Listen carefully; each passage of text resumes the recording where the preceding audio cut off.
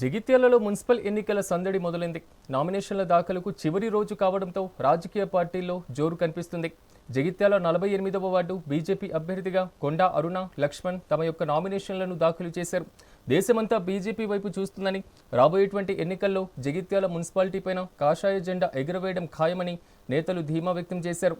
ముందస్తు అనుమతులు ఉన్నప్పటికీ అధికార పార్టీ నేతలు భయపడి తమ యొక్క నామినేషన్ల ర్యాలీలో కాషాయ జెండాలను తొలగించారని ఆరోపించారు.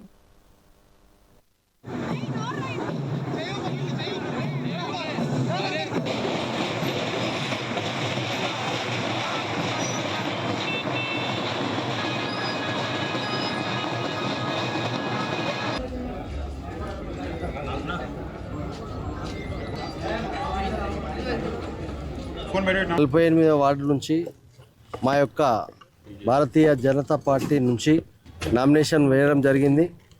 మా వార్డు నుంచే కాకుండా ఇతర వార్డుల నుంచి కూడా జగిత్యాలలో ఉన్న మున్సిపాలిటీలు ఏవైతున్నాయో 50 మున్సిపాలిటీలకు గాను మేము పోటీ చేయించున్నాము. మా భారతీయ జనతా పార్టీ నుంచి మాతో పాటు వారు కూడా పూర్తి మెజార్టీతో తీసుకొచ్చి జగిత్యాల పట్టణ అభివృద్ధికై పురపాలక సంఘం పైన భారతీయ జెండా, కాషాయపు జెండా ఎగురవేస్తామని చెప్పేసి మా యొక్క నమ్మకం.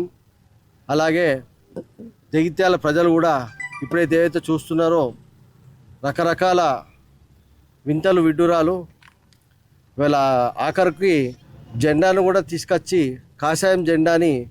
కాషాయం రంగులో ఉన్న జెండాని కూడా మున్సిపల్ అధికారులు తీసేసి మాకు ఆటంకం కలిగించినారు.